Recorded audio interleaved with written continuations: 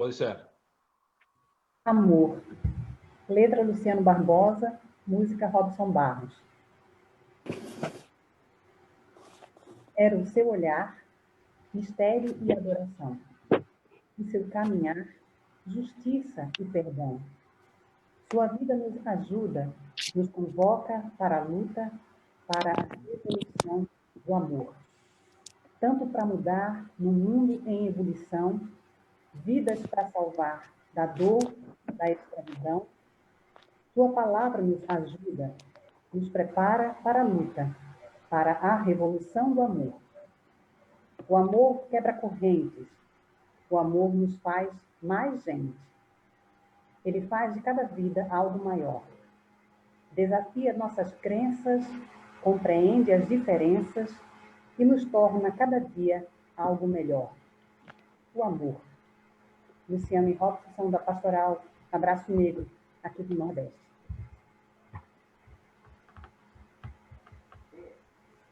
Oi.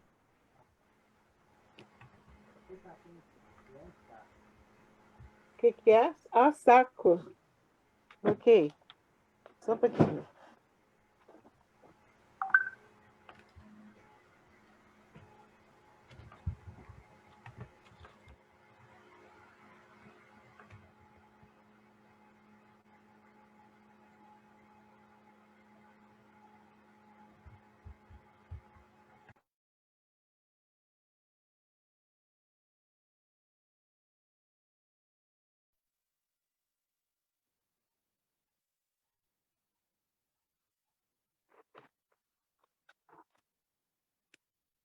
Está com o microfone fechado?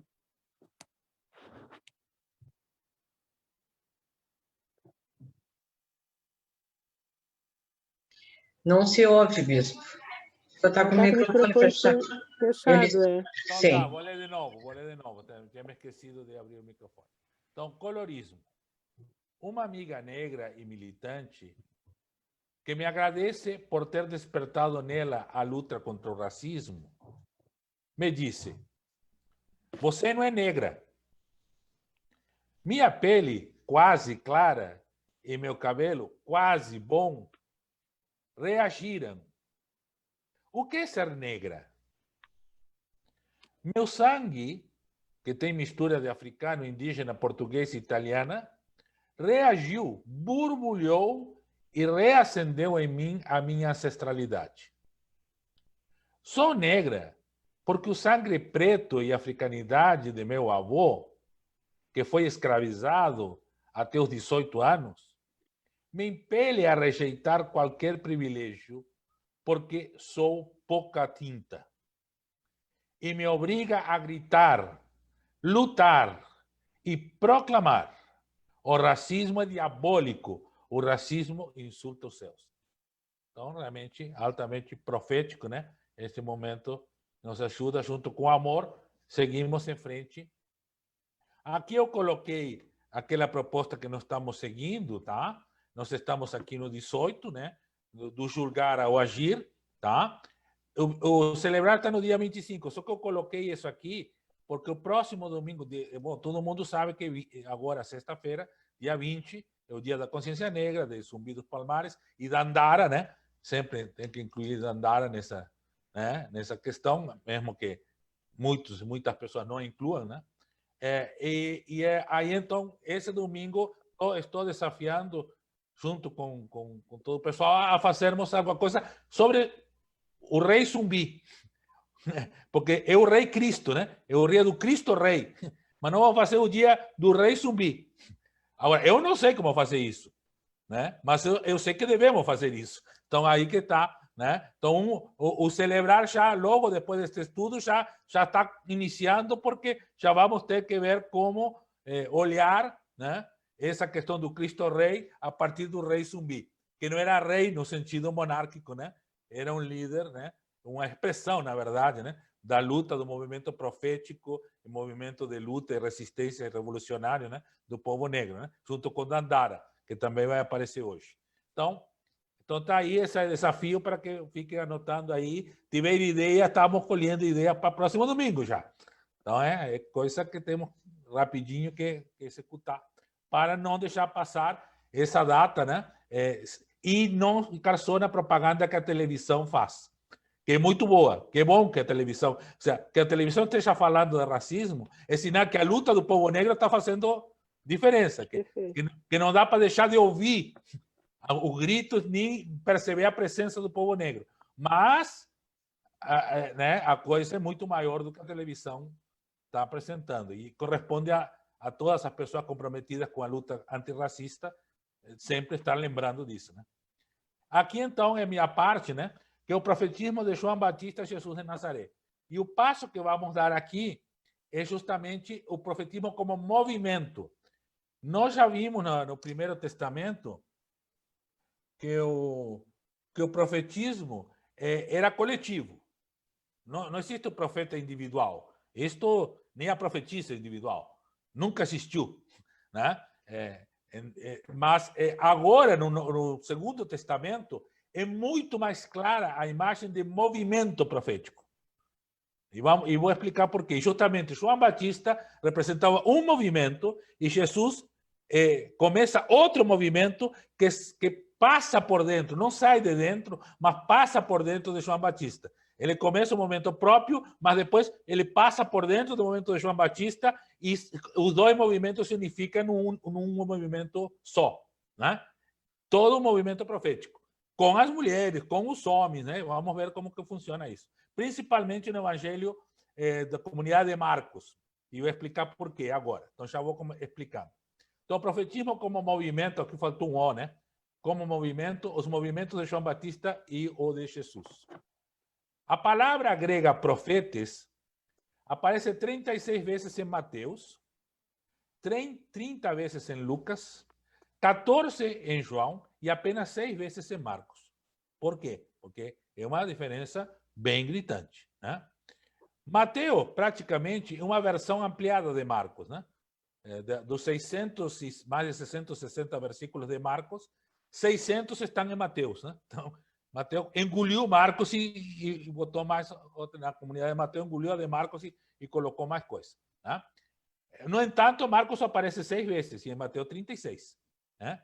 É claramente marcado pela teologia judaica, que quer demonstrar que Jesus é a realização da profecia do Antigo Testamento. Por isso tem tanta menção dessa palavra. Né? Algo que não interessa tanto a Marcos. A comunidade de Marcos não estava interessada em ter que demonstrar toda hora que toda coisa que fazia Jesus era a realização da profecia do Primeiro Testamento. Né? Isto explica este salto no uso do termo profeta, mostrando Jesus como filho de Deus. Expressão que aparece também muito mais em Mateus que nos Evangelhos. Então, o caminho metodológico da comunidade de Mateus é que o profetismo apresente Jesus como filho de Deus. Né? Então, que ele seja a partir dos profetas, visto a partir dos profetas, entre os profetas. Que não é ruim, é uma característica, depois não vamos ver isso. Lucas usa Mateus e Marcos como fontes. Mas, em especial, a memória da comunidade cristã de Antioquia, né? Lucas, em Atos, é o único que diz que em Antioquia foi o primeiro lugar onde as pessoas seguidoras de Jesus foram chamadas de cristãs. Né? Então, ele está muito próximo a essa memória. Onde a presença feminina era muito forte.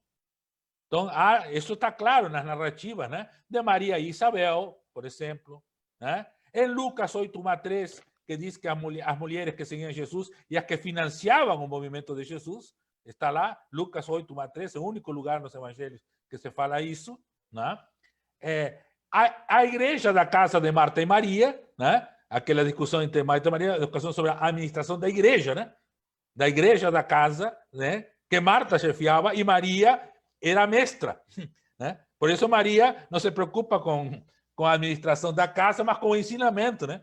Que era isso que a Maria mais lhe importava na igreja. Então, um pouco de discussão de o que é a igreja, a instituição, né?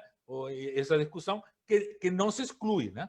Não é Marta contra Maria, mas são duas visões da igreja de duas mulheres, né? Em sua igreja. Né? Que só aparecem também neste evangelho. Né? Depois vai ter outros exemplos. Justamente aqui devemos ver mulheres profetisas, como Ana, por exemplo. Outro evangelho também, Ana, profetisa da tribo de Aser, né? Aparece só no versículo, Mas é o único lugar que aparece a mulher profetisa falando de Jesus. Lucas, né? Que não representa apenas a si, né? Como toda mulher, mas todas as mulheres deste evangelho. Quer dizer, se há uma mulher profetisa falando de Jesus, todas as mulheres que falam de Jesus são profetisas. Tá? Este é o raciocínio que devemos fazer na mentalidade do evangelho. Não é uma exceção, ela é a regra. Ela representa todas as mulheres falando, uma mulher mais velha, uma mulher sábia, né? Que está lá e profetiza, né? Então está em Lucas. O quarto evangelho, ainda mais fortemente marcado pelas mestras da fé, né? O quarto evangelho, para mim, é ainda mais marcado, porque no evangelho de Lucas, ele pega fontes femininas, mas claramente quem escreve não é uma mulher. Ele não é mulher, ele não formula o evangelho, mas bebe em fontes de mulheres. Já João, a gente pode achar que são as próprias mulheres escrevendo, formulando o evangelho, né? É mais forte ainda a presença das mulheres em João, né? Está Marta, Maria de novo, né? Maria de Magdala, né? A Samaritana e outras, né? Só para colocar algumas das principais lideranças que proclamam Jesus, que anunciam Jesus, né? Que reconhecem Jesus, né? Ressuscitado como profeta, etc. Tem as mulheres profetisas como instrumentos da revelação de Jesus. Então, veja, em João só aparece 14 vezes. Por quê? Porque as mulheres são as que exercem isso, sem se chamar de profetisa, né? Como os profetas e profetisas do Primeiro Testamento, né? Mas elas apontando para o eu sou, né? Porque o próprio Jesus profetiza sobre si próprio, né? Ele diz eu sou, né? Essa expressão eu sou é a expressão que equivale a Javé, né? Então, eu sou. Jesus é a presença do próprio Deus, né? Mas então Marcos, e aí voltamos para Marcos. Então, por que Marcos fala tão pouco e que nisso nos ajuda a entender o profetismo no Segundo Testamento? Então, Marcos, profetismo como movimento a partir do povo pobre. Então, não é um movimento e não é qualquer movimento. É um movimento que tem seu eco no povo pobre. E vou explicar por quê. Destas 6 vezes, né, que aparece a palavra profeta em Marcos, uma se refere à continuidade do profetismo do Primeiro Testamento de Jesus. Quer dizer, a mesma função que tem em Mateus, né? Só que aqui aparece só isso uma vez, né? É suficiente para Marcos. Viram? Tá, cumpriu, agora não precisa falar mais sobre o assunto, tá claro, né? Vai em frente, tá? Outra, a incredulidade em relação ao profetismo popular por parte das autoridades religiosas. É Jesus em Nazaré que pergunta, esse não é o filho do carpinteiro e de Maria? Não conhecemos as irmãs? Então, veja, o profetismo de Jesus é reconhecido pelo povo porque é popular, mas as autoridades têm dificuldade de entender que alguém de uma classe popular, né, filho de um carpinteiro, seja profeta. Então, é uma das provas que o profetismo de Jesus não se enquadrava dentro do padrão que as autoridades religiosas teriam facilidade de reconhecer. Ao contrário, era um padrão que as autoridades religiosas tinham dificuldade de reconhecer, né? Outras 2 vezes, e agora esta parte principal, porque aparece repetido, né? E com toda a repetição na Bíblia, a gente tem que prestar atenção, né? Sobre a expectativa de Jesus ser Elias ou um dos profetas. Isto é, o passado voltar ao presente. Então, aquela pergunta, quem dizem que eu sou? Aparece 2 vezes essa pergunta em Marcos. E veja, um evangelho pequeno, né? Mas por que aparece 2 vezes? Porque era importante, né? Em 6, 15, em 8, 28. Né? E outra referindo-se ao profetismo de João diante do povo. Também, em Marcos aparece assim, que as autoridades religiosas, né, que perseguiam Jesus, quando Jesus pergunta para eles se João era um profeta, essas autoridades não conseguem dizer que ele não era porque o povo acreditava que ele era um profeta. Então, aí que está a importância. O que impede as autoridades religiosas negar que João era um profeta? O povo. Porque o povo acreditava que João era um profeta. E as autoridades não tinham medo, né, até de ir contra o que o povo acreditava, né? Então, de novo, mostra que também o profetismo de João era um profetismo popular sustentado pela legitimidade que lhe dava o povo ao qual esse profetismo se dirigia. Tá? E, então, e uma referência final escatológica, né? Lembra que nós falamos de Daniel, né? Do fim do tempo, dos fins, né? A partir do profetismo apocalíptico de Daniel em 13 e 14. Como disse Daniel, virão aqueles tempos, né? É uma referência, né, profética do futuro. Então, veja, Marcos tem uma referência profética do passado, uma referência profética do futuro, quer dizer, o profetismo que diz que Jesus viria e o profetismo que diz que Jesus virá, digamos assim, né? Mas o centro está em demonstrar que era um profetismo popular enraizado na consciência do povo de que Jesus era profeta e que João Batista era profeta e eram parte do movimento profético. O essencial, reforçado pela repetição nos capítulos 6 e 8, é que o messianismo de Jesus só pode ser entendido a partir do profetismo. Então, Mateus vai fazer isso muito mais, mas Marcos diz, claro, bom, sem referência de profetismo, não dá para entender Jesus. Nós temos que ir primeiro lá, no profetismo do Primeiro Testamento, para lá dizer, tá, então agora entendemos de onde veio, né? Senão não dá para entender. Então, por isso que é importante estudar o profetismo do Primeiro Testamento para entender o profetismo de Jesus também, né? Primeira questão. Por outro lado, a validação deste profetismo não é porque os profetas teriam predito, é pelo povo, né? A validação do profetismo marcado pelo profetismo de João Batista não é reconhecido pelas autoridades religiosas, mas sim pelo povo pobre. Então, a validação é o reconhecimento do povo pobre. Não importa se o povo pobre, se foi esse povo que mandou crucificar Jesus depois, não interessa, né?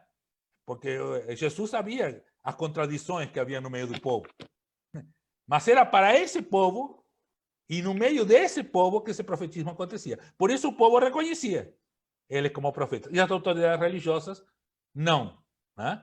Não reconheciam, só não se atreviam a falar isso porque tinha medo do que o povo acreditava, né?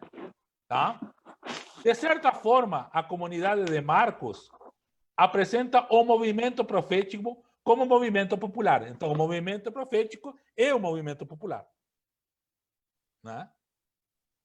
Senão, não há movimento. O movimento popular que vem das raízes ancestrais do profetismo do Primeiro Testamento, das lutas, dos sonhos, das esperanças, né? Daquele povo libertado do Egito, né? Daquela caminhada contra a monarquia, de todo aquele processo, chega aqui e aqui com Jesus, primeiro com João Batista, começa e com Jesus se consolida como um profetismo que é um movimento popular que não se esgota nele, mas se projeta através dele. Quer dizer, Jesus não é apenas um profeta, mas tem que ser primeiro um profeta.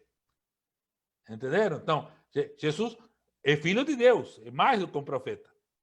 Mas para tu chegar ao filho de Deus, tu tem que passar por dentro do profetismo, por dentro deste movimento profético. Por dentro desse movimento profético, então, é possível reconhecer, sim, a divindade de Jesus, a presença de Jesus como Deus, né? Então, mas só por dentro, por fora do profetismo não dá. Por isso que as autoridades religiosas não o reconhecem e não têm a menor condição de reconhecê-lo, nem como profeta, nem como filho de Deus, né? Agora, o povo tem condições de fazer isso, né? Então, o povo tem essa oportunidade de reconhecer participando do movimento. E aqui eu quero entrar na questão do profetismo como movimento supera as barreiras da casa patriarcal. Então, é um movimento popular e é um movimento antipatriarcal. Tá? E a casa patriarcal, gente, não era só a questão do pai ser chefe de família, não. Era a estrutura social e política da época de Jesus. O César, o imperador, era o pai do Império Romano.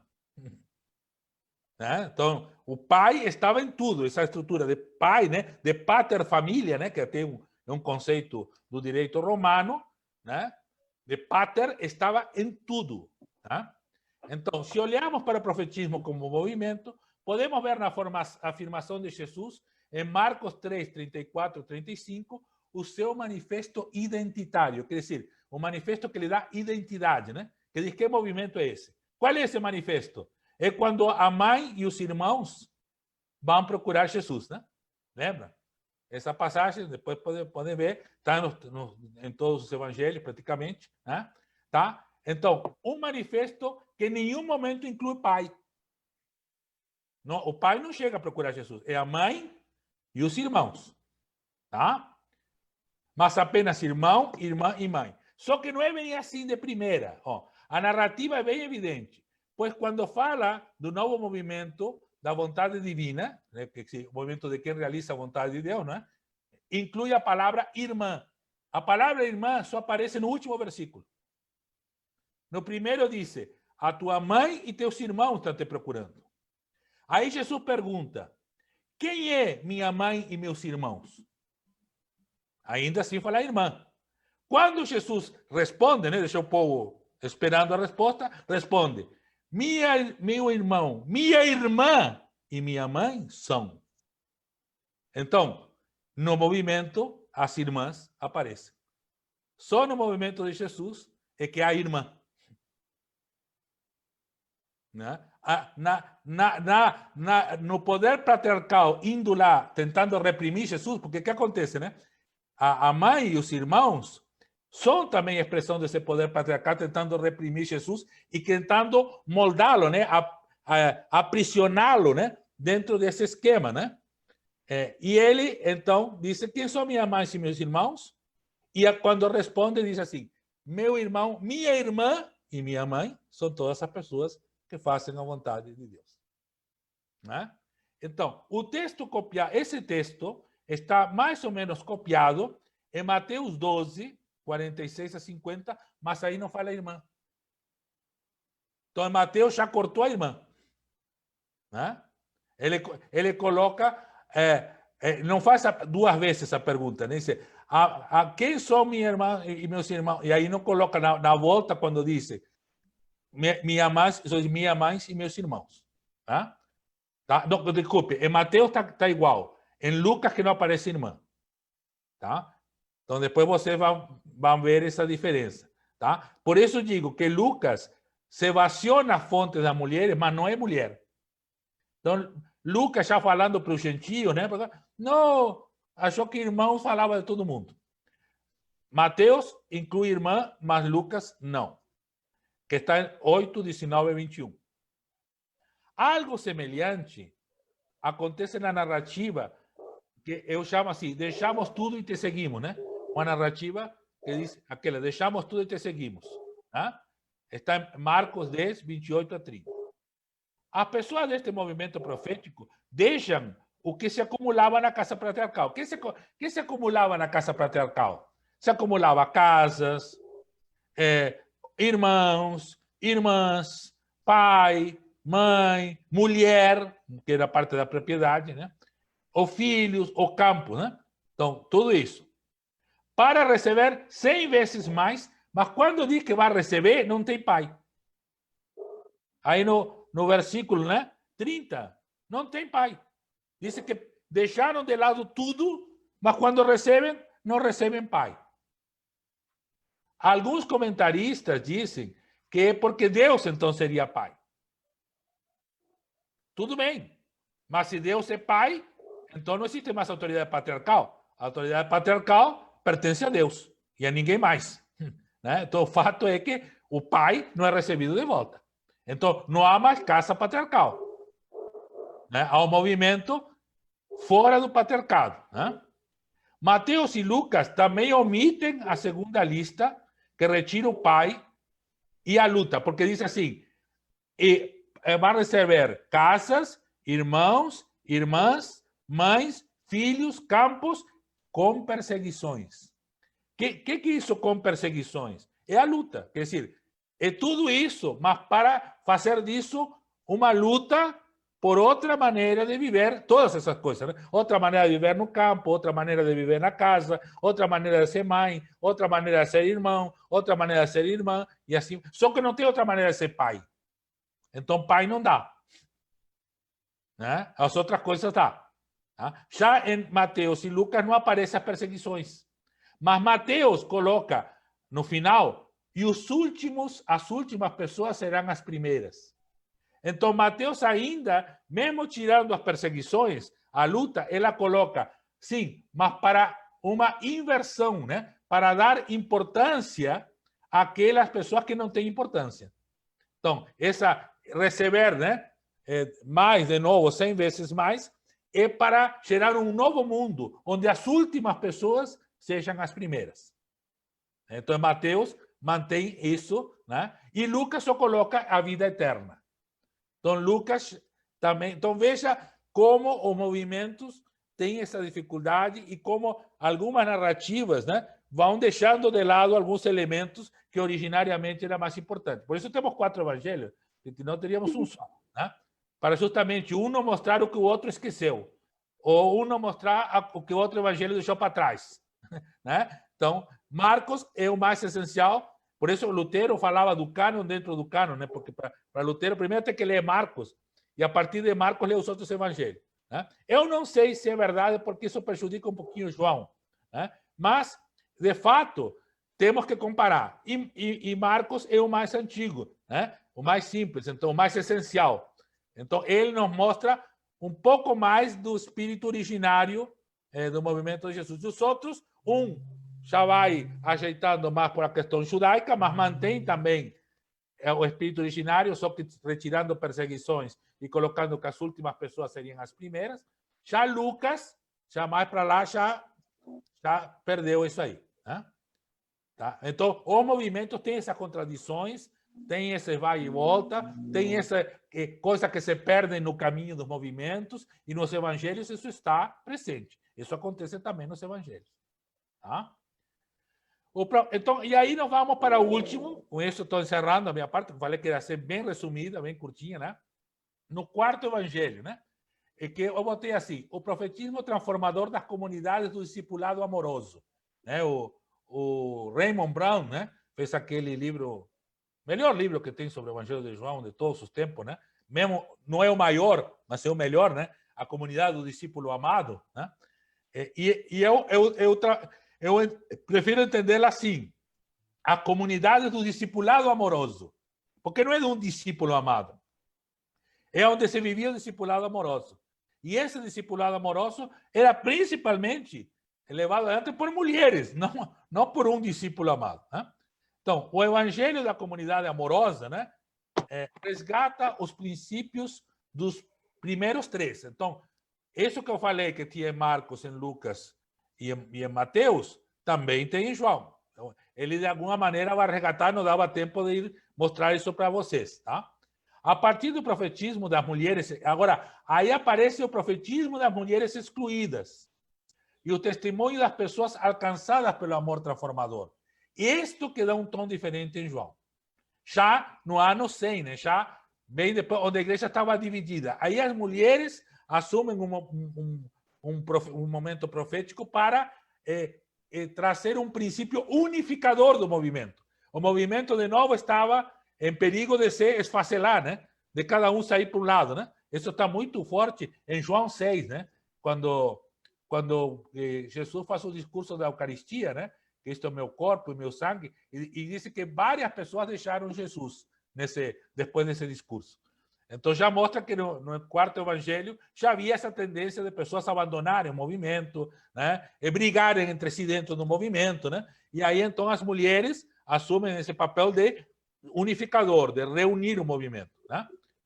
Mas com uma nova identidade. Para isso precisa renovar a identidade do movimento também.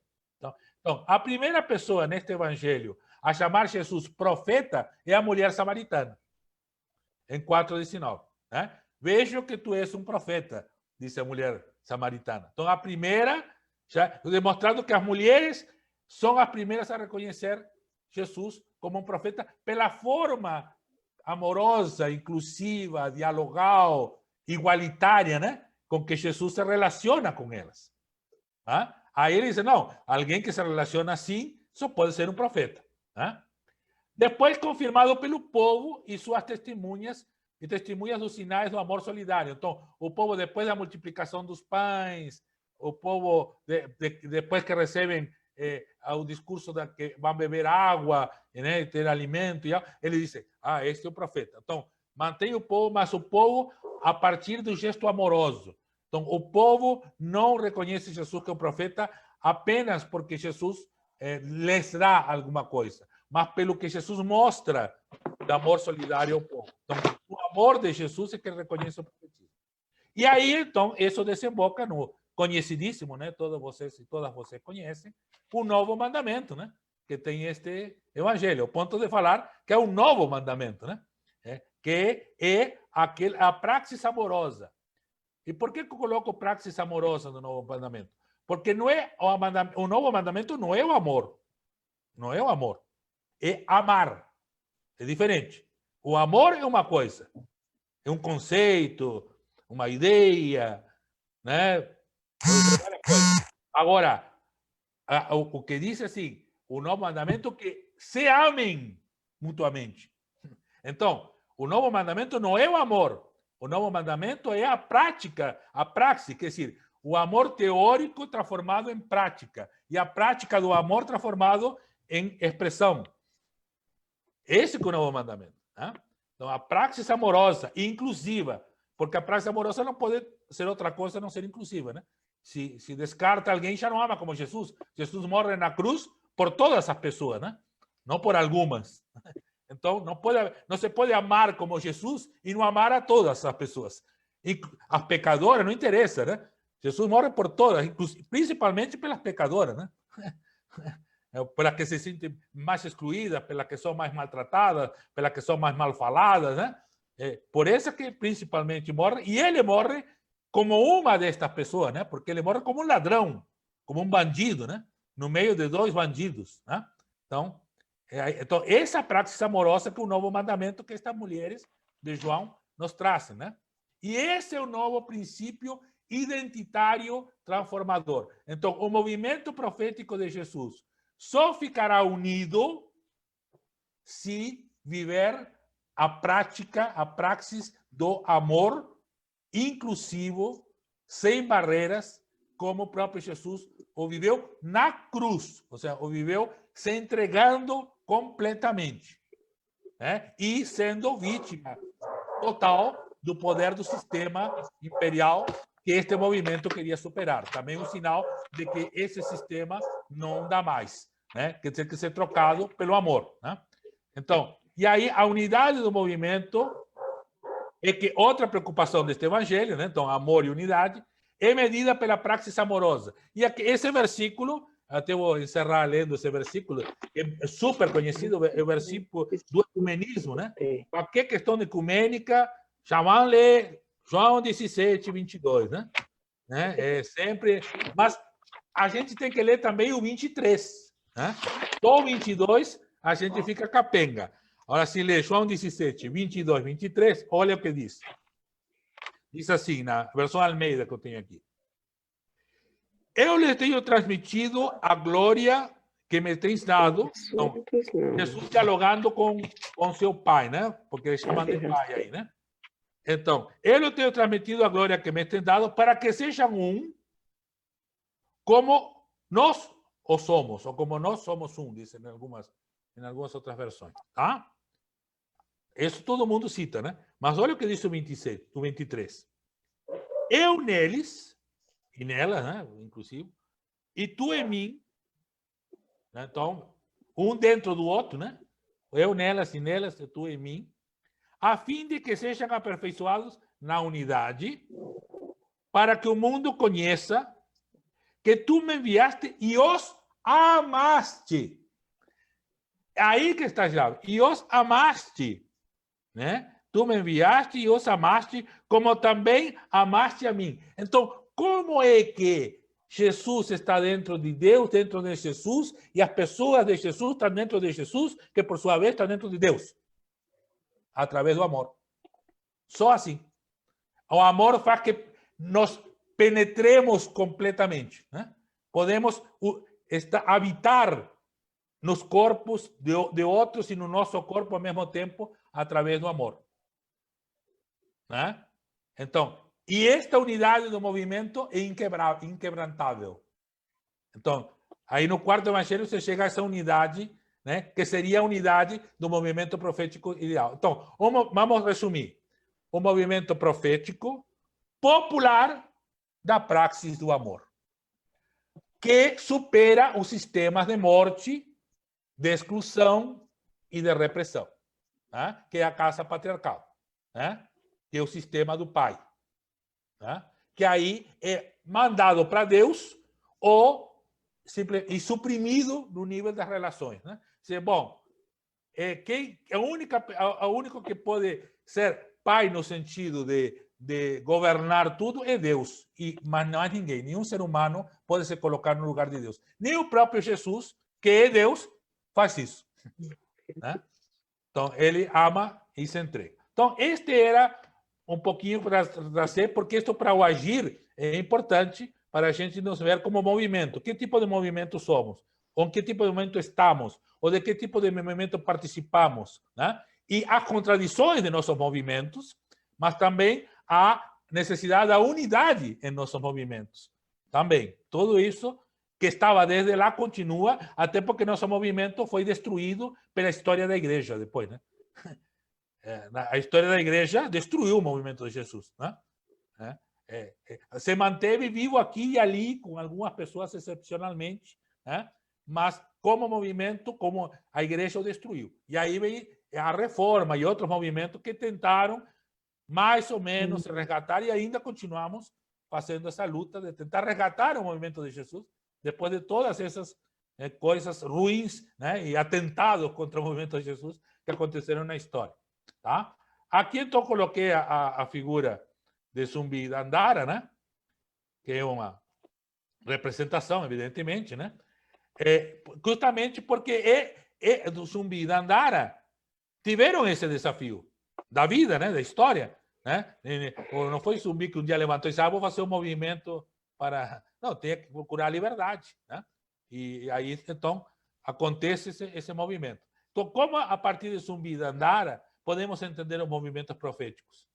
Isso eu não sei. Eu só estou colocando aqui porque acho que é por aí que a gente poderia tentar realmente resgatar muito disso. E aí, então, quero colocar esse primeiro vídeo. A Mayara está por aí? Se Mayara está vendo, é só copiar. É só pegar esse endereço aqui, ó. Esse já te Não, já mandei para ela, só que a Carmen já passou. Ela não está como anfitriã, isso que ela está me dizendo. Ah, tá. Eu Deixa eu ver teria que colocá-la, mas eu vou tentar confirmar aqui com ela. Não tem problema. Deixa eu ver como que eu faço isso aqui. Porque depois que eu mexo nisso aqui para voltar... Então, vou fazer o seguinte, eu vou interromper um pouquinho o compartilhamento. Eu só vai clicar em cima do nome dela quando ela entrar. Interrompendo o compartilhamento, eu já consigo fazer isso. Tá? E ver aqui onde que eu coloco como anfitrião. Onde está a Mayara? Não estou vendo. Porque ela não entrou, né, Bispo? Eu estava dizendo que não era... Ela só me deu esse recadinho que ela não tinha... Para colocar como anfitrião, acho que ela tem que entrar, né? Claro, ela tem que entrar para te clicar em cima. Exatamente. Então, preciso ver ela para poder colocá-la como anfitriã e colocar esse vídeo, que eu não vou me atrever a querer colocar esse computador de novo, porque já me avisou que não quer. Né? E eu não vou forçar a barra dele mais. Tá? Enquanto nós temos respondendo aqui. Enquanto vai chegando, a gente vai introduzindo. São 3 vídeos, tá? Um vídeo é uma carta que é 150 e tantos bispos da Igreja Católica Romana, que não são muitos, porque acho que deve ter, não sei, 300, 400, não sei quantos são bispos no total, mas são muito mais que 150. Né? Fizeram uma carta profética sobre a situação do Brasil. Tá? Sim, sim. E isso fez que fossem perseguidos pela própria igreja, por outros bispos e por pessoas da própria igreja. E aí é feito este vídeo com pessoas ecumênicas e interreligiosas apoiando isso, dizendo por que o que fizeram esses bispos da Igreja Católica Romana é importante, e se somando. Né? Então, isto é um movimento profético de novo, né? Porque aí quebra, né, a questão só da Igreja Católica Romana e passa a ser abraçado por mais pessoas que entendem da mesma maneira. Então, esse é o primeiro vídeo. Depois, o segundo é a Marcha das Margaridas, que fez 20 anos, né? A Marcha das Margaridas, que é outro movimento profético de mulheres, né? Camponesas, mas que depois se estende para outra, né?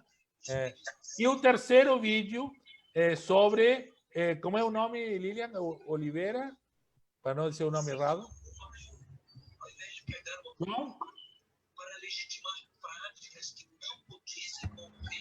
Oliveira Silveira. Isto, que é um dos iniciadores do movimento negro aqui no Rio Grande do Sul, inclusive em Porto Alegre e no Brasil. Né? Uma reportagem que foi há vários anos atrás pela RBS, né? Então, mas que levanta...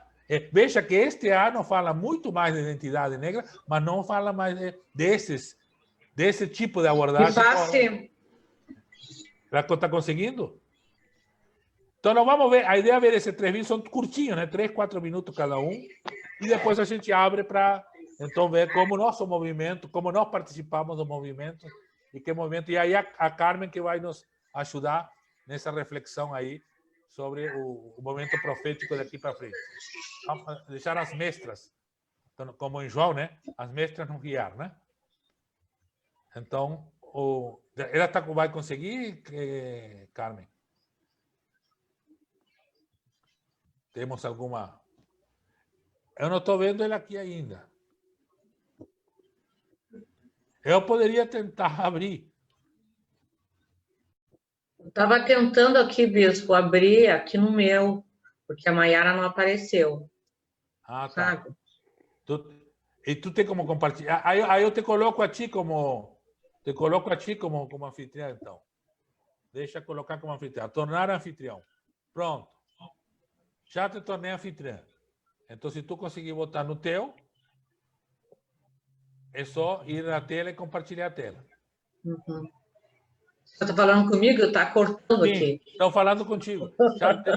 Já te fiz Desculpe, anfitriã. gente, aqui. Agora tu é anfitriã. Então, tu pode compartilhar a tela. Tá? Então, se tu puder abrir no teu, é só compartilhar a tela e colocar. Um momentinho, deixa eu ver aqui. Se não, eu tento de novo. O máximo que pode acontecer é ter que sair e entrar de novo.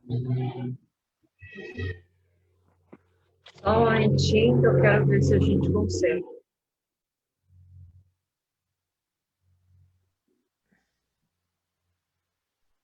Vamos ver. Boa tarde, Sherlane. É a Sherlane mesmo ou é o Robson? Agora, quando fala Sherlane, já não sei mais quem é.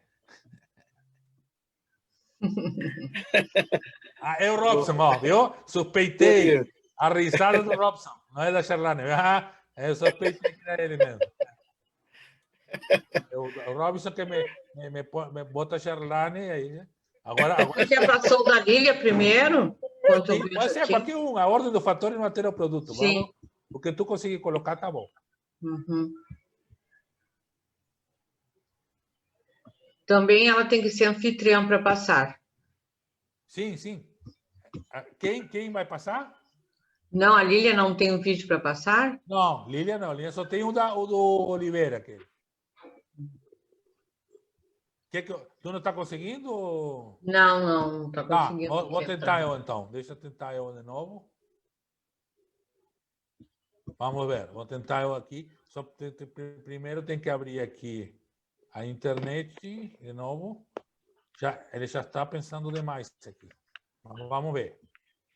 Aqui, abriu 3 vezes, vamos abrir só uma e tentar procurar o vídeo aqui no YouTube.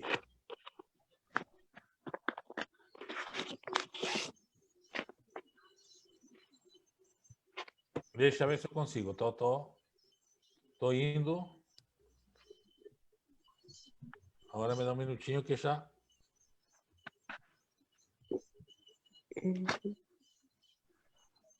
Vamos ver se vai abrir aqui.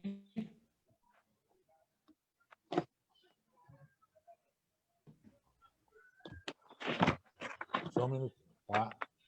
Está lento, já deu aquele problema. Está meio lento, mas... Vamos.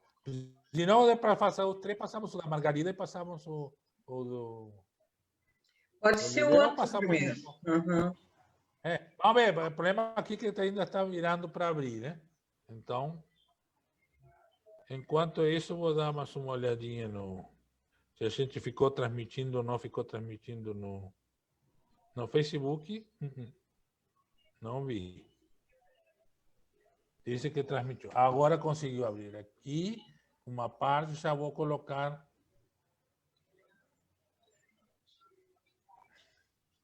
Tudo lento está. Mas já estou caminhando para lá.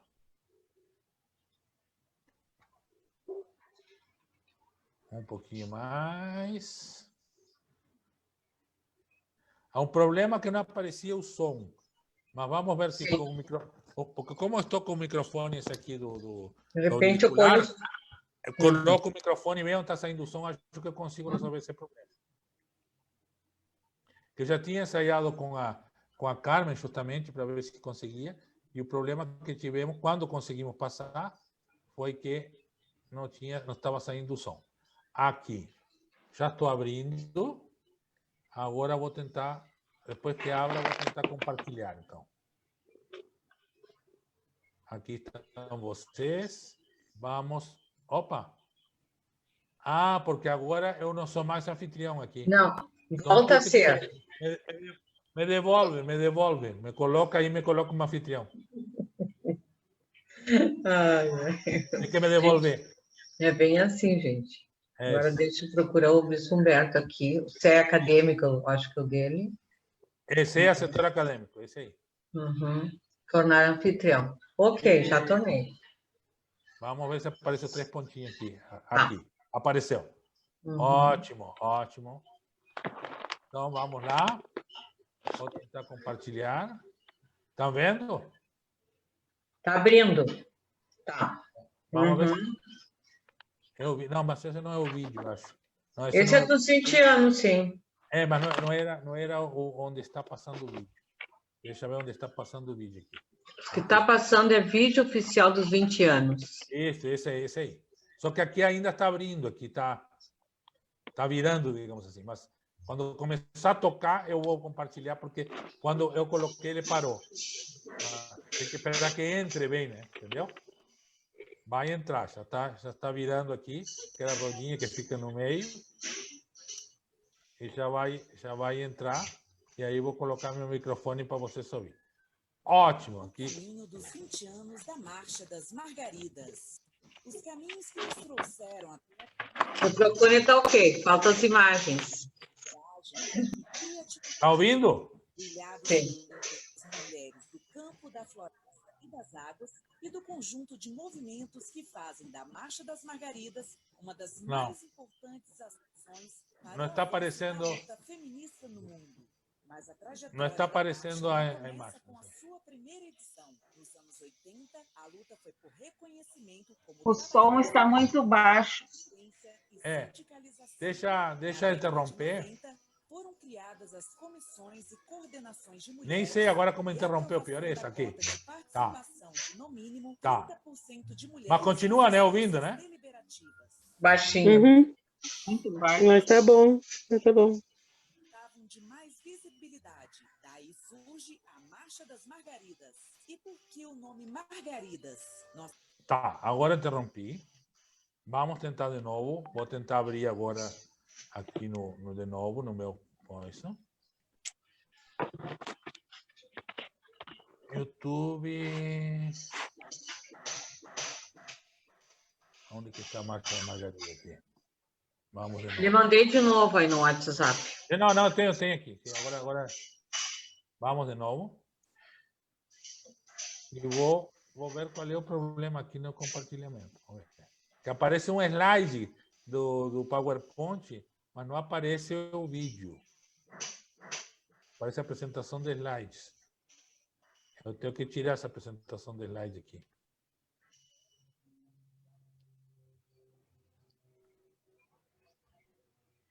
Isto. Vou tirar.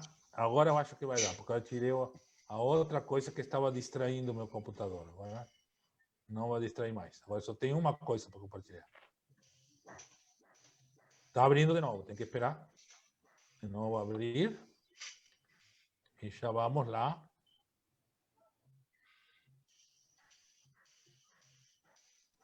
O caminho dos 20 anos da Marcha das Margaridas.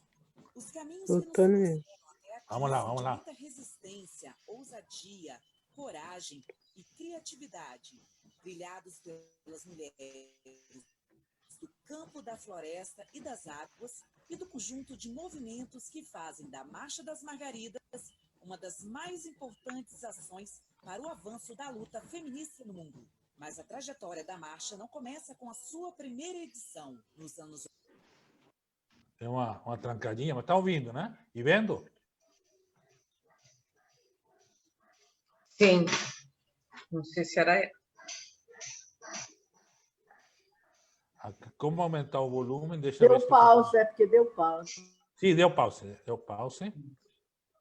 Mas eu acho que é porque trancou o próprio vídeo. Tá vendo que está rodando? É que o vídeo trancou no computador, mas já vai. Ó, voltou. Voltou. Trabalhadoras rurais, direito, evidência e sindicalização. Na década de 90, foram criadas as comissões de coordenação de mulheres e a aprovação da cota de participação de, no mínimo, 30% nas instâncias deliberativas. Apesar as demandas e lutas das mulheres precisavam de mais visibilidade. Daí surge a Marcha das Margaridas. E por que o nome Margaridas? Nossa marcha tem como força inspiradora a luta de Margarida Maria Alves, uma trabalhadora rural nordestina que, rompendo com padrões tradicionais de gênero, ocupou por 12 anos a presidência do Sindicato dos Trabalhadores Rurais de Alagoa Grande, na Paraíba. No dia 12 de agosto de 1983, aos 40 anos de idade, foi brutalmente assassinada. Mas Margarida espalhou sua semente. Seu nome se tornou um símbolo nacional de força e coragem, cultivado pelas mulheres e homens do campo, da floresta e das águas. É em nome dessa luta que a cada 4 anos, no mês de agosto, milhares de margaridas de todos os cantos do país marcham em Brasília. Marcha das Margaridas 2000. Com o lema 2.000 razões para marchar contra a fome, a pobreza e a violência sexista, a primeira Marcha das Margaridas reuniu 20.000 mulheres em Brasília para denunciar o projeto neoliberal e o seu efeito cruel sobre a vida das trabalhadoras. A primeira marcha integrou as ações da Marcha Mundial das Mulheres. Marcha das Margaridas 2003. Em 2003, foram 40.000 mulheres presentes na marcha em Brasília. Assim como em 2000, foi apresentada uma pauta de reivindicações, mas desta vez para um governo democrático popular, sob a presidência de Luiz Inácio Lula da Silva. E o processo de negociação gerou importantes conquistas, como a titulação conjunta das terras da reforma agrária. Marcha das Margaridas 2007. A marcha de 2007 reuniu 70.000 mulheres na capital federal, reafirmando o lema 2007 razões para marchar contra a fome, a pobreza e a violência sexista. A plataforma da Marcha 2007 se amplia e qualifica, abordando de forma articulada temas como terra, água e agroecologia, soberania e segurança alimentar e nutricional, trabalho, renda e economia solidária. Marcha das Margaridas 2011. A marcha de 2011 foi realizada depois da eleição de Dilma Rousseff, momento onde 100.000 mulheres receberam, com ânimo e vigor, a primeira presidenta do Brasil. O lema passou a ser 2011 razões para marchar, por desenvolvimento sustentável, com justiça, autonomia, igualdade e liberdade. Essa foi a marcha que gerou as maiores conquistas. Também foi realizada a primeira mostra das margaridas, onde as mulheres do campo e da floresta comercializaram os produtos gerados do seu trabalho. Marcha das Margaridas 2015. A marcha de 2015 foi um importante momento de denúncia e resistência ao impeachment e de solidariedade a Dilma. As 100.000 mulheres presentes em Brasília reforçaram a sua luta a partir do lema Margarida segue em marcha por desenvolvimento sustentável, com democracia, justiça, autonomia, igualdade e liberdade. É que a gente junto vai. Marcha das Margaridas 2019.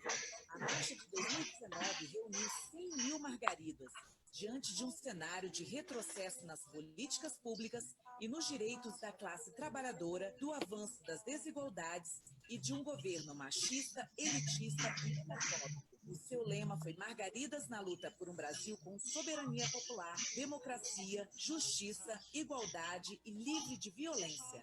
Seguimos em marcha em defesa dos nossos territórios, da produção de alimentos saudáveis e do Estado democrático de direito, denunciando a violência que estamos sofrendo, o aumento das desigualdades sociais e as violações de direitos.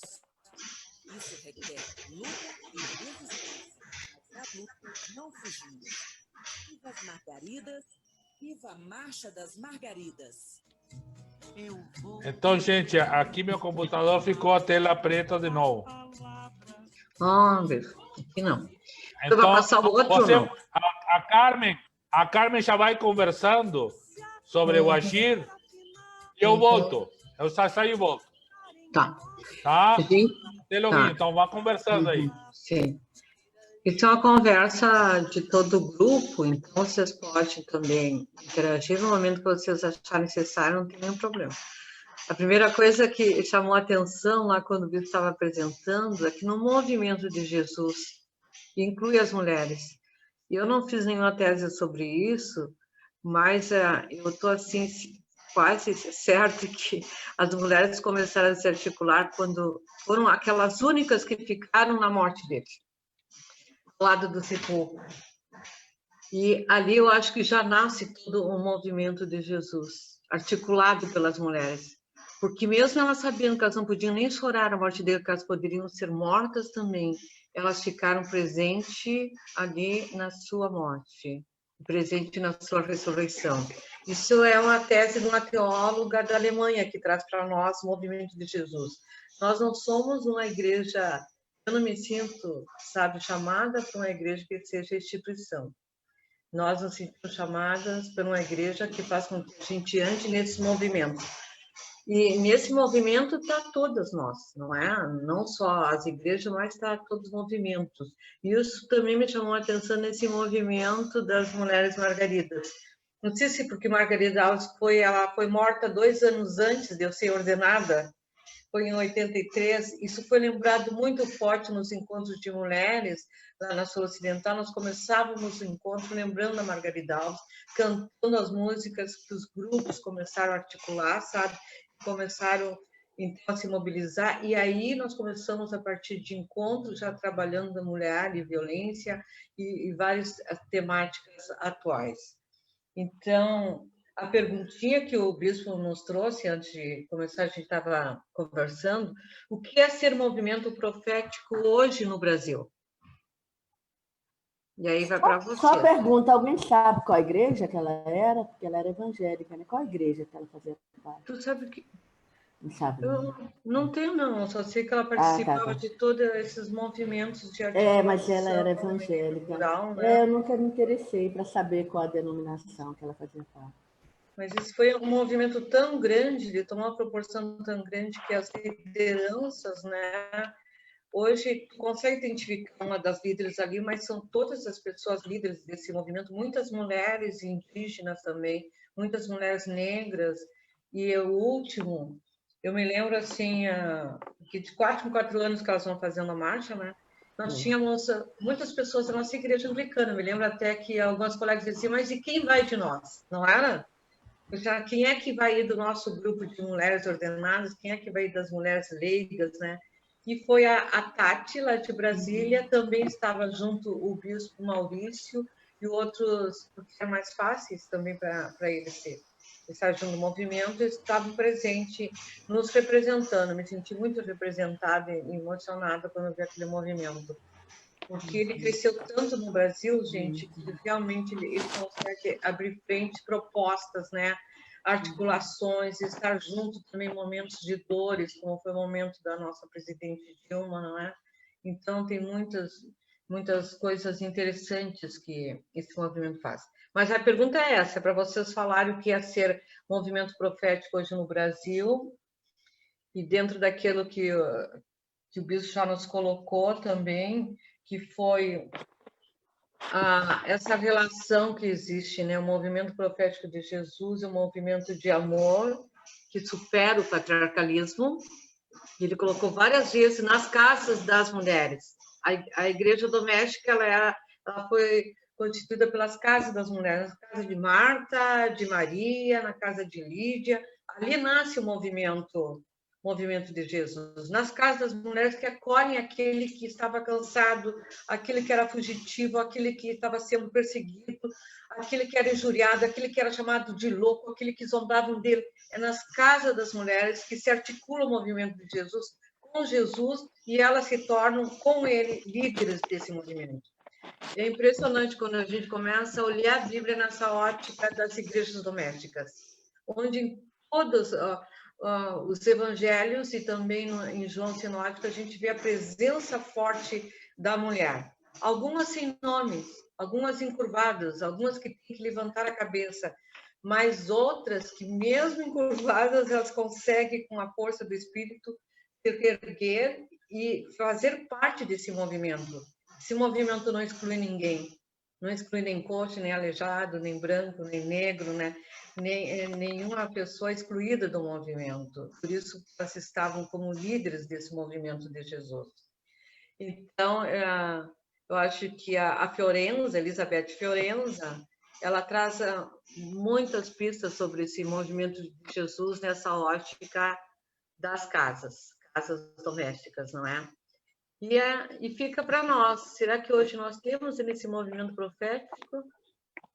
Só para encerrar, se vocês, todos nós acompanhamos a eleição dos Estados Unidos, e foi muito emocionante ver ali que quem liderou essas eleições foram as pessoas negras.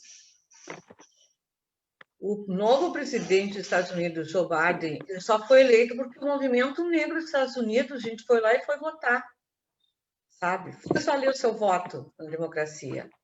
E junto com esse movimento negro estava o povo imigrante que já tem os seus documentos na mão, porque se não tiver, é chutado de lá, legalizados, que foram lá e votaram também e participaram desse movimento junto com pessoas negras. E junto com as pessoas negras, um grande número da juventude. A juventude de classe pobre, juventude estudante, juventude que está à margem também. Juntou esses três grupos, os grupos mais oprimidos, mais excluídos lá dos Estados Unidos, se juntam para eleger um presidente que representa eles, mesmo sendo de cor branca, mas tem a vice uma mulher negra. Então, foi impressionante quando colocaram em vários jornais que a gente leu, né, e pelos próprios colegas nossos dizendo: nós estamos orgulhosos dos nossos povos. E eles falavam desse povo que é marginalizado. Foi eles que elegeram o novo presidente. Agora fica, né? E aqui no Brasil, o que acontece? A gente consegue enxergar esses movimentos proféticos, é o movimento das margaridas, há outros.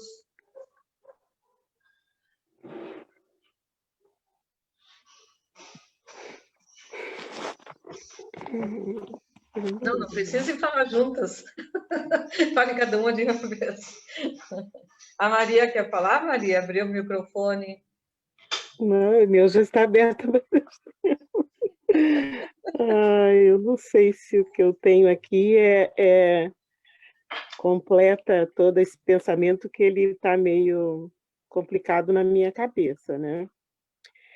Mas o que eu queria colocar é que a semana passada eu não pude assistir, porque eu tive meu horário do médico foi exatamente no horário do estudo. E depois eu olhei o vídeo, né? E achei interessante. Eu quero voltar um pouquinho lá, porque eu adorei aquela caminhada que foi feita através da Bíblia, né? Que o bispo fez. E como eu adoro o Antigo Testamento, eu achei sensacional. E lembrei também que ele sempre disse que a Bíblia ela tomou o bonde, né? E com tudo que era de bom que ela tinha, E em cada parada foram descendo as coisas boas, né? E foram ficando apenas o que os homens quiseram, né? E nessas coisas que foram descendo, eu fiquei me lembrando que desceram as aberrações, né? Que foram os negros, que foram os A pessoa com defeituosos, deficiência. Isso. deficiência, exato, obrigada. O senhor se lembra do bonde? As pessoas com deficiência foram descendo, aquele povo que o senhor falou que eram iluminados e que se reuniam para que um pudesse guiar o outro, né? Que no caso seriam os espíritas, os umbandistas, né? Esse pessoal todo foram descendo, foram sendo jogados fora do bonde, né? E então ficaram só os cristãos, os bons, né? Então, aí, quando atravessaram... Ai, gente, desculpa, mas foi que na minha cabeça veio. Então, assim, quando atravessamos mas isso virou semente, né? Isso não ficou, não foi jogado na terra, no chão. Isso virou semente, porque isso ia voltar, né? Deus não excluiu, Deus não tirou esse povo que desceu do bonde, não. Então, e eles estão hoje aqui, conosco, né? Nos propondo em todos esses movimentos, né? O que foi aquela dança de Miriam, né? Com aquelas mulheres tocando aqueles tambores, oferecendo seus corpos, né? Naquelas danças, né? Quer dizer, hoje em dia nós temos aí as nossas babalorixás que dançam e demonstram, né, suas maneiras de dançar para suas entidades e tudo. Então, eu acho que... Só uma lembrança importante. A reverenda Carmen, eu convidei para pregar na minha sagração episcopal. E sabe, não sei se tu estava lá, mas tu se lembra o que fez a reverenda Carmen? Dançou no púlpito. Dançou no culto, exatamente. No púlpito, lá naquela casinha onde fica o cara que tem autoridade, lá que ela dançou. Quase caiu. E aí um clérigo me disse, né? Acho que ele expressou que muitas outras pessoas estavam pensando. O que foi isso, bispo? O que foi isso? Isso foi uma mulher dançando. Isso que não, foi. então assim, quer dizer, todas essas aberrações que desceram do bonde, né? Elas voltaram para nós, hoje estão conosco para que a gente possa resgatar. Nem tem dúvida que a gente possa resgatar esse pessoal todo, né? Com todo esse carinho e aprendendo a amar, porque o amor que o senhor colocou, eu não conhecia esse amar agora, me complicou um pouquinho, né? Então, acho que a gente tem que pensar nesse amar, né? Que é mais extenso, é mais compromissado, nós temos que ter um pouquinho mais de entendimento para poder exercer esse tipo de amor, de novo, amar, não eu amor, eu amar as pessoas, amar as religiões, porque eu entendo assim, que profeta todas nós somos, né? E eu acho incrível quando Maria ela chegou naquela festa e disse para as pessoas, né, façam o que ele mandar. Ela não disse assim, vocês esperem que ele vai dizer o que fazer, não, vocês façam o que ele mandar. Ela mandou, ela profetizou, né? Ele pode até ter ficado meio brabinho, aquela coisa toda, mas ela profetizou, ela mandou, né? Então, assim, nós somos profetas, né? Cada uma de nós é profeta, só que nós somos imagem e semelhança de Deus. Então, nós temos que profetizar olhando com muito, sabendo amar o outro, né?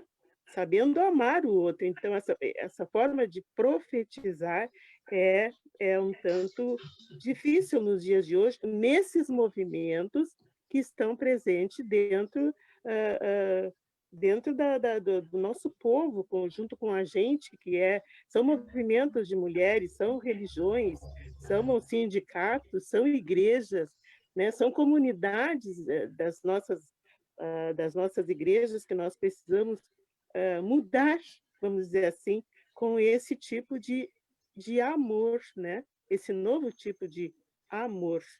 Então, eu estou muito contente, porque estou voltando nesse envolvimento de muito amor, nesse movimento de profecia, em que a gente vai poder estudar mais e se propor a amar, né, todos esses segmentos que foram colocados aqui para nós, né? E entendendo que e também todas as aberrações que foram soltas, né, de nós abraçarmos e levarmos adiante. E a comunidade de Marcos, eu achei, uma vez que eu li, eu falava que as mulheres é que comandavam, né? Que o Evangelho de Marcos foi escrito pelas mulheres, numa época em que elas se escondiam para poder escrever e para poder chamar as missionárias para trazerem notícia de outros lugares.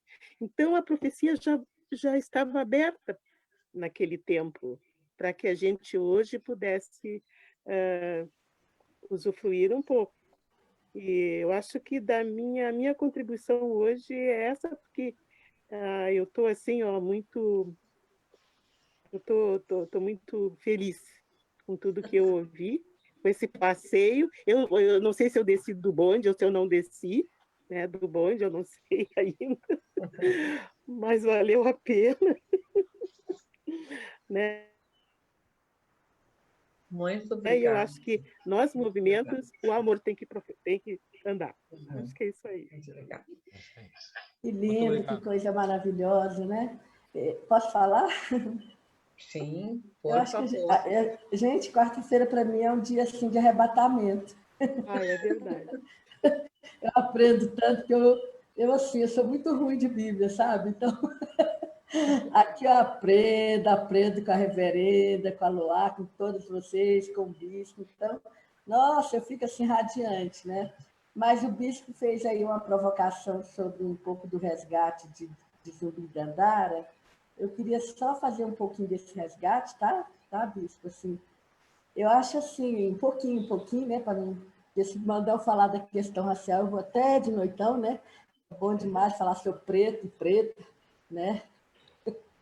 Mas assim, nós sabemos muito bem, né, dos horrores, né, das misérias, das perversidades, né, que foi nessa travessia do Atlântico, da escravidão, né, para os povos africanos, né, que foram transferidos da condição de sujeito para objeto, né, de compra e venda, né. A gente também sabe que esse período, eu estou vendo vocês tudo assim, né, de baixo, né, de mais de 3 séculos, foi marcado por resistência, né, por lutas.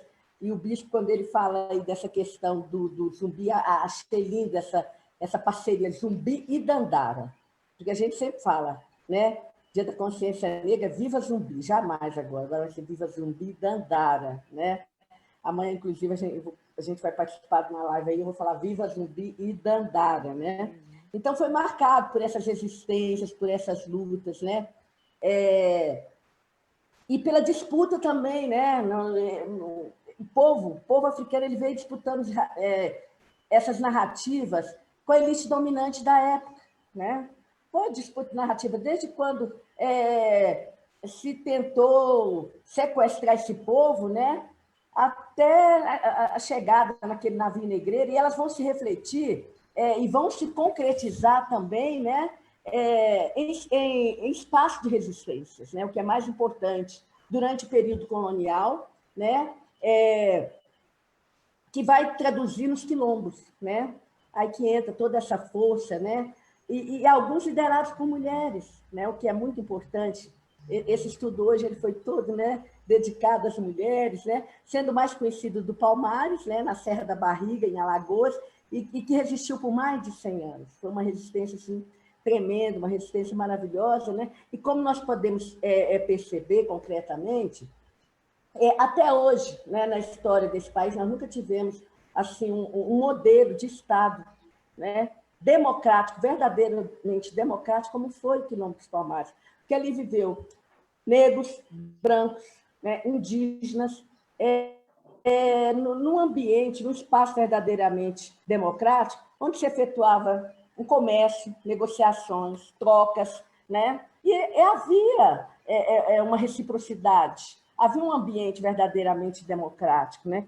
Então, realmente foi uma experiência de sociedade democrática como nunca se teve nesse Brasil, né? Como organização política é bom, e esses resgates não são feitos, né? Porque oficialmente não somos nós, os oprimidos, que contam essa história, né? Então, nós tivemos, né, com a publicação da Lei Áurea, a gente sabe tudo o que aconteceu. O negro vai, né, engrossar as favelas, né? Mas também ele vai resistir por meio de revoluções, por meio, né, de guerras, de revoltas. Mas aí esse é um resgate importante. Eu acho que o senhor trouxe aí a visibilidade da resistência negra por meio de Dandara, com esse resgate aí da passeata das Margaridas. O senhor traz também lutas nesse país proféticas que nunca pararam, né? Esse resgate é importante.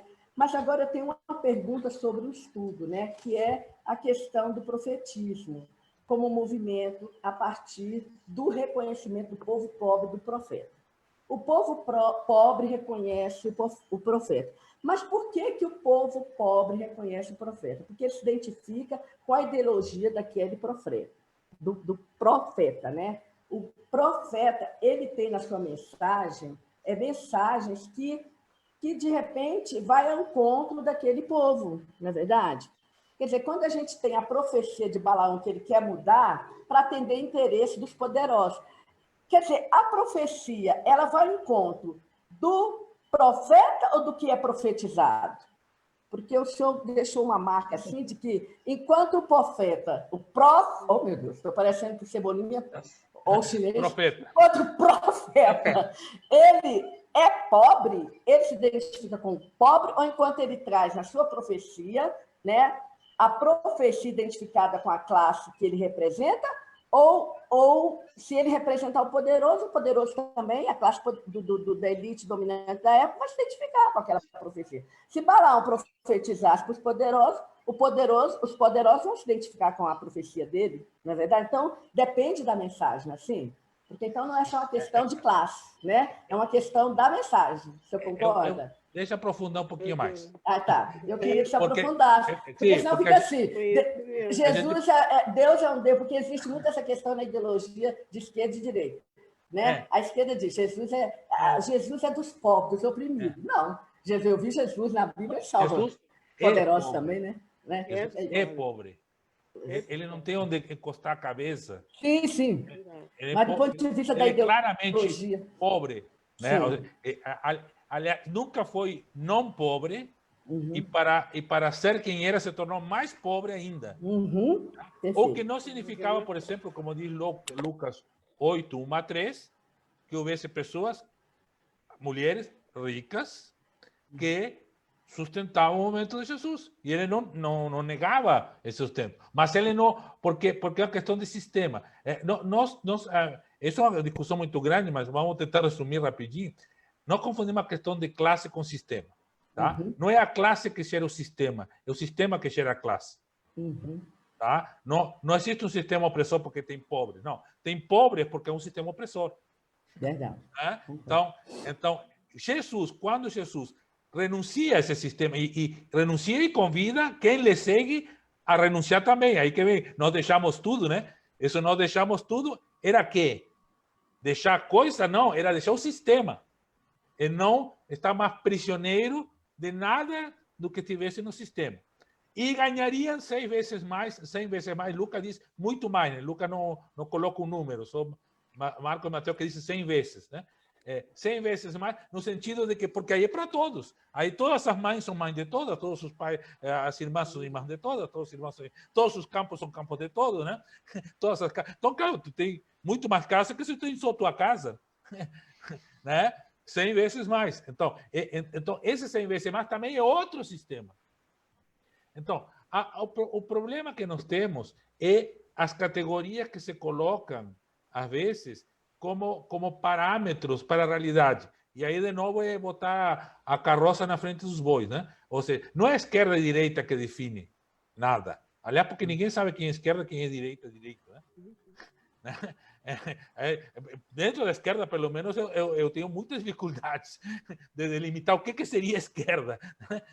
Dentro da direita, não, porque não me dedico muito a vasculhar lá, mas às vezes tu tem dificuldade também, né?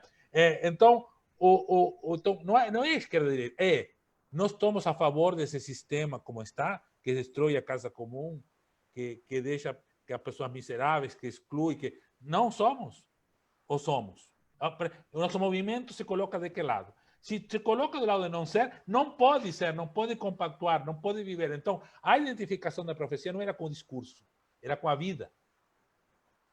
Jesus vive a sua vida entre as pessoas pobres, entre as excluídas. Vai ao encontro delas. João Batista até descrito isso, não morava no meio do deserto, só comia mel de abelha e usava cor de bicho. Quer dizer, também estava completamente fora do sistema, né?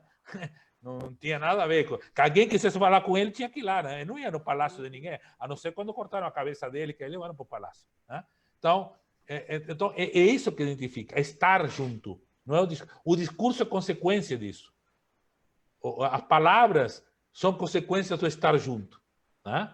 Por exemplo, se eu estou dizendo alguma coisa que presta aqui, né, é por uma única razão, porque estive junto e estou junto. Por isso que eu diria para Maria Aparecida, não temos que nos preocupar tanto como é difícil ser profetisa, ser profeta. Não temos que nos preocupar tanto, porque no movimento não é difícil. O movimento que nos faz profetas.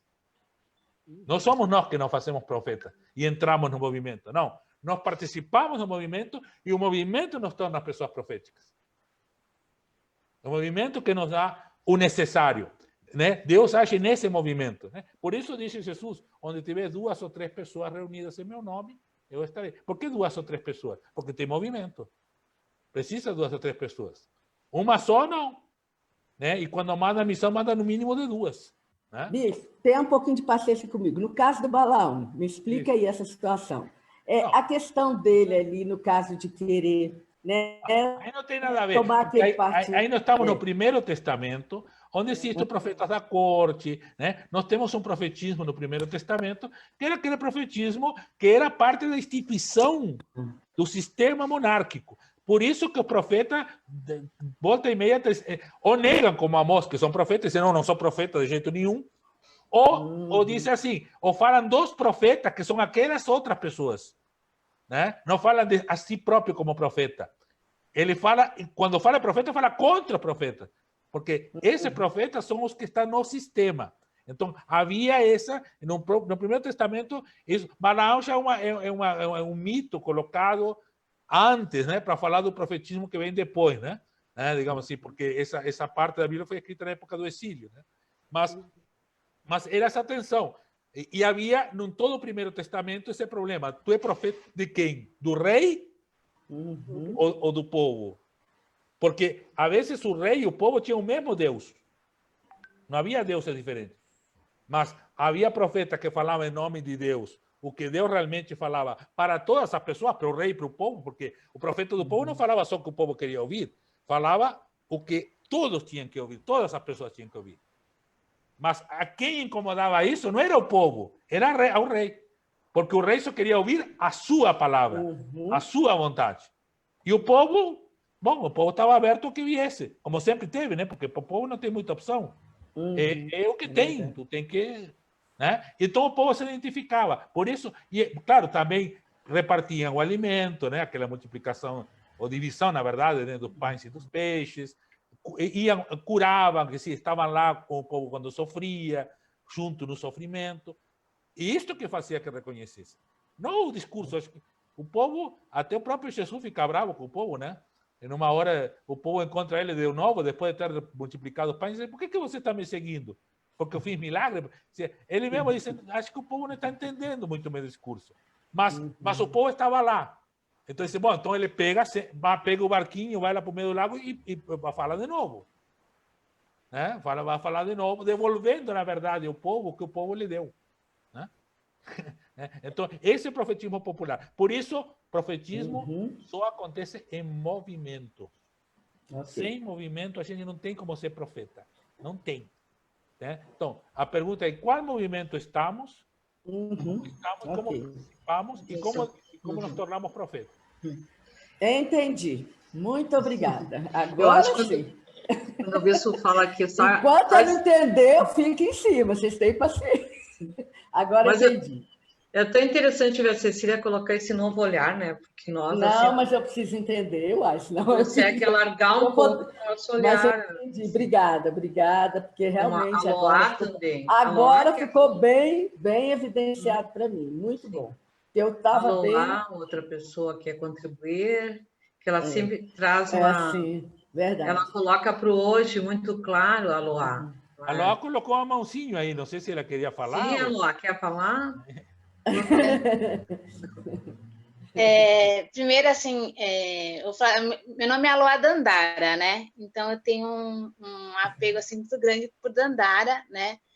Porque eu carrego esse nome desde que eu me entendo por gente, né? E eu passei pela transformação de entender quem era a Dandara, né? Porque na minha infância eu aprendi muito que Dandara era a princesa dos Palmares, né? Mesmo nessa visão de princesa, que para a mulher branca é fácil ser princesa, né? Se vê princesa muitas vezes, né? E para mim ter Dandara como princesa dos Palmares, para mim era um empoderamento, né? De entender que tinha uma mulher negra que tinha essa posição, né? E quando eu comecei a adentrar dentro do movimento negro, né, principalmente o movimento negro evangélico, eu descobri a Dandara guerreira, né? E é que também eu passei por essa fase de me entender como mulher negra, o meu tornar-se negra, né? E entender essa Dandara guerreira que lutava pela liberdade, né? E assim, a história de Dandara tem várias versões, né? Porque não se tem foto de Dandara, né? Então, assim, se sabe que ela era uma guerreira, ela trabalhava na plantação, mas principalmente ela era uma guerreira, ela sabia lutar capoeira. Ela foi uma das líderes do exército palmariano, né? Algumas lendas contam que ela, quando o Palmares foi sitiado, né, foi vencido, ela se suicida porque ela prefere a morte do que a liberdade, né? E isso me lembra muito a história de Harriet, né? Que Harriet também que foi uma abolicionista, que lutou contra a escravização nos Estados Unidos. E uma coisa que ela sempre falava que entre viver como escrava e morrer, ela preferia morrer, né? Então, ela lutava para a liberdade, para ela não tinha outro caminho se não fosse a liberdade, né? Se não fosse a liberdade, ela preferia a morte, né? E aí eu acho que é importante a gente sempre resgatar a história dessas mulheres, né? Que estiveram realmente na frente da luta, né? Na consciência negra, exaltar essas mulheres que fizeram parte da história das conquistas, né? Do povo preto, do povo oprimido. E aí, fazendo um resgate dessas mulheres, e pensando no profetismo, eu lembro de Lélia Gonzalez, né? Que Lélia, ela participou, né, da criação do 20 de novembro, que já está aí. Então, ela participou dos vários encontros que aconteceu, né, lá em Palmares para constituir o 20 de novembro. Então, ela participou da constituição do 20 de novembro, né, e da luta do movimento negro, da luta do movimento feminista negro, né? Ela é uma grande referência e ela foi profeta na sua época, né? Porque Lélia, ela falava de um feminismo que hoje a gente está começando a discutir, que é um feminismo que discute a intersecção, um feminismo que discute a decolonidade, e tudo isso, quando você resgata os textos de Lélia, a história de Lélia, você vê, né, esse profetismo de Lélia, que ela foi além do seu tempo, né? E ela sempre colocava que o feminismo, ela via o feminismo negro diferente do feminismo ocidental, porque era um feminismo que ele buscava, ele era pautado na solidariedade, né? Era um feminismo que ele era pautado na solidariedade fundamentada na experiência comum dos povos oprimidos, né? Então, não era o feminismo que ia contra os homens negros, porque, assim como os homens negros, as mulheres negras também sofriam racismo, então não tinha como ser uma luta contra os homens negros, porque entendia a experiência comum entre as mulheres negras e os homens negros, que era esse sofrimento, né? E Lélia, ela falava assim, que não tem como você ser radical, né? você pode ser radical, mas você não pode ser sectário, né? Então, na luta dela, ela envolvia os homens negros, ela envolvia a comunidade LGBT, né? E aí eu trago esse resgate da Lélia, né? Como realmente uma voz profética da sua época e que ecoa até hoje na nossa época, que nos inspira a lutar por igualdade e por liberdade, né? Uma consciência negra realmente é se tornar-se negro e lutar pela nossa negritude. Seria essa contribuição. Então, a princesa Aloá, Obrigada por trazer Lélia Gonzalez. Saudades Eu dela. estava vendo aqui, já entrei na Google para ver a Saudades de Leila Lélia. Gonzalez aqui. Até me chamou a atenção Gonzalez com Z. Deve ter algo de castelhano ou espanhol aí, né, nesse sobrenome, porque Gonzalez com Z... O sobrenome dela é uma homenagem ao marido dela, que era um homem branco, que enfrentou a sua família para estar ao lado dela. Ele fez parte da história dela mesmo e ele incentivou a luta dela pelo movimento negro. Aloá, deixa eu te passar a inveja. Você sabe que no primeiro encontro, em 1988, nós estávamos juntas, eu e Lélia. E agora você veja mesmo. Eu e Lélia Gonzalez, lá em Valença. São conterrâneas. As pessoas que já caminharam mais por aqui se encontraram com mais gente, né? Um dia, quando a Aloá tenha, né, muito mais anos, vai dizer, eu conheci a Cecília, eu tive com a Cecília. 1961, eu sou de 61. Eu conheci a Lilian, a Carmen, a Noemi, a Maria Aparecida. É isso aí. Mas eu estava ouvindo o Bispo Aloá falar e a Cecília e fiquei pensando numa liturgia que resgatasse, nesse Dia da Consciência Negra, essas mulheres, né? Que se pudesse fazer intercessões lembrando dessas mulheres. Por aí, acho que é por aí. Então, tá aí, mandem para a Lilian aí, que ela que meio que centraliza essas informações, para nós bolar algo, né? Porque a vantagem dessa celebração que eu faço às 18 horas, que é livre. Até as pessoas dizem, que quem sabe eu fizesse no mesmo horário que as outras. Não, vamos deixar o horário da manhã para aquela coisa de igreja. Né? Aquela coisa de igreja tranquila. Quem quiser igreja, tem domingo de manhã. À noite, às 18 horas, aí a gente cria. Aí a gente está livre. Né? Então, aí ninguém pode se queixar que não teve igreja, teve domingo de manhã, então fica lá. Né? Então, é por aí. Então, vamos. E agora, que inclusive, como eu digo, eu estou, por um lado, feliz. Acho que todas vocês também devem estar felizes. E, por outro lado, preocupadíssimo, né? Com essa atenção toda que a Globo e essa coisa estão dando para a questão negra. Né? Eu estou, por um lado, feliz, porque que bom, né? Como eu digo, o grito do movimento negro, a presença negra, a luta do povo negro, obrigou, né? Está obrigando essa gente a reconhecer. Mas sempre, ele nunca vem, nunca de graça, né? Nada de graça. Então, vem com isso, algo estão tirando de algum outro lugar.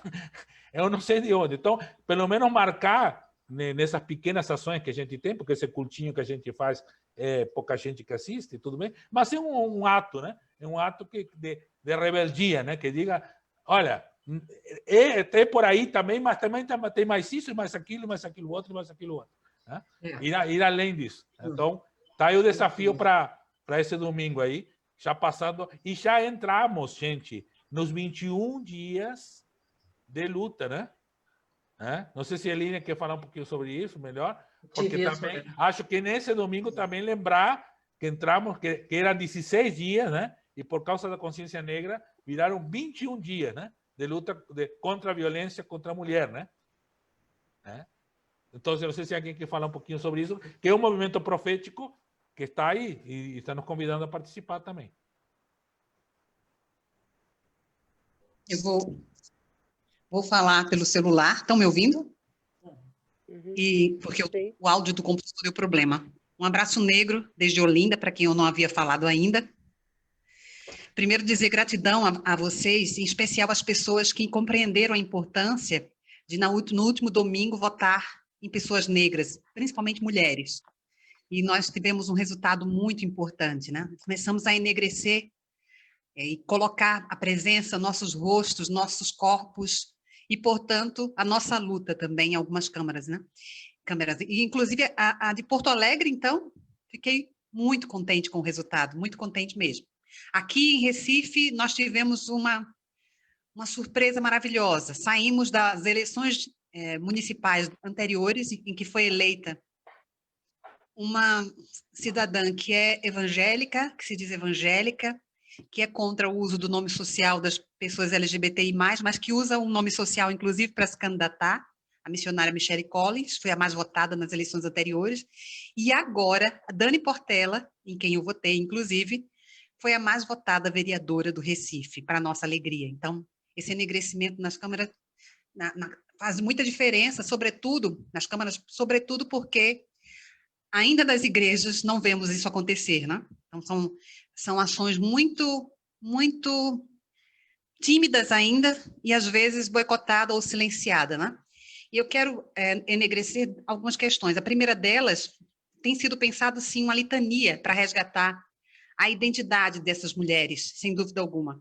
Fundamentalmente importante. E como nós temos um rito, né? Geralmente temos uma liturgia que é pensada buscando respeitar a tradição litúrgica, a intenção é termos uma litania que possa dar esse enfoque e resgatar essa memória. Uma outra questão, eu fico extremamente encantada com o fato de o bispo ter destacado isso, que eu tento sempre, ao final, quando eu digo nas comunidades em que eu estou, ao dizermos amém, digamos amemo-nos, é justamente para nos corresponsabilizar para a síntese do que Jesus nos manda fazer. É justamente a praxis do amor, né? É a atitude de amar. E aí eu preciso dizer, nesta semana da consciência negra, quanto nos falta, enquanto igreja, e aí igreja é composta por pessoas, né? O quanto nos falta, enquanto pessoas, para que não apenas falemos que amamos as pessoas negras, mas que as nossas atitudes sejam de fato antirracistas, para que demonstrem concretamente esse amor. Eu citei ali no chat o James Hunter, que é um autor de um livro que eu gosto muito, né? O Monge Executivo. De todos os que eu já li, curiosamente, é alguém que melhor compreendeu o texto da Carta aos Coríntios, capítulo 13, a primeira carta aos Coríntios, quando se fala do amor. E o amor é prática. Não é apenas dizer que amo e fazer um exercício de tolerância, porque você, inclusive, não pode expulsar, mas é atitude concreta. O que você tem feito? E eu estou me perguntando e perguntando a cada qual de vocês, e a quem estivermos assistindo que eu não consiga ver, e para quem for assistir depois, se ficou gravado, o que você tem feito? O que eu tenho feito? O que cada qual de nós tem feito com uma ação antirracista no cotidiano? Será que eu tenho ficado atento, inclusive, para os clamores das pessoas negras das comunidades? Ou você passa ao largo, ou finge que não é com você, ou ainda contribui boicotando as ações que são propostas, ou silenciando? Então, pensemos nisso como concretude do amor, que a prática nossa, de fato, tenha coerência com o nosso discurso, porque enquanto pessoas cristãs, nós temos uma retórica, né? Assim, temos uma capacidade textual de dizer as coisas, mas na hora de fato, né, sermos coerentes, como diria Freire, né? Eu sou freiriana e me encanta também tê-lo como conterrâneo. A praxis exige, de fato, essa combinação entre o que se diz e o que se faz. E o que se faz quase sempre é muito mais convincente do que o que se diz. Então, que digamos menos e amemos, de fato, com concretude dos dias atuais, a partir das nossas comunidades de fé, dos nossos gestos cotidianos, enegrecendo o nosso olhar onde nós estivermos, para perceber onde estão as pessoas negras, questionarmos por que quase sempre estão em lugares de desprestígio e buscar fazer com que essas realidades possam ser transformadas. Iruá, nossa mãe criadora, que quando encarnou como gente, escolheu encarnar como gente negra, periférica, nos converta no cotidiano das nossas práticas eclesiásticas, no cotidiano das nossas práticas enquanto movimentos, e que, de fato, possamos amar umas pessoas às outras. Portanto, eu insisto, amemo-nos. Gratidão. Amém, amémonos, e já vamos encerrando também, né? Porque, mas, então, próxima quarta-feira já é o celebrar, mas a gente acho que vai manter essa transição do agir ao celebrar, né? Como vimos, do julgar ao agir, do agir ao celebrar, porque a gente então relembra um pouquinho, mas isto vamos ter tido a experiência do domingo, até para dizer, bom, é isso celebrar ou não é? O que seria mesmo celebrar o profetismo, né? Como que se celebra? Onde se celebra, né? Qual é o espaço celebrativo, né? Onde realmente deveria ou deve se celebrar, né? O profetismo. Então, um pouco vai nessa campo. A Bíblia fica agora um pouquinho mais e nós vamos tentar coletar isso, né? De que fomos pegando e ir em frente, né? Ir além, né? Disso, né? É por aí o desafio. Sim, Lilian. Com relação à campanha, que eu acabei não dizendo, né? A Pastoral Abraço Negro está articulando e nos próximos dias lançará uma campanha alusiva aos 21 dias de ativismo pelo fim da violência contra meninas e mulheres, não apenas mulheres, mas contra meninas e mulheres. Então, aguardem, já isso vai estar público nas redes sociais, no culto nosso domingo. Os homens vão ser bem envolvidos, que é muito bom. Eu também estou na frente parlamentar de homens pelo fim da violência contra a mulher. Vamos colocar... Os homens terão um protagonismo singular nessa campanha. Tem que ter, é necessário. Né? Muito bem. Até a próxima quarta. Que Zumbi e Dandara nos guiem no caminho.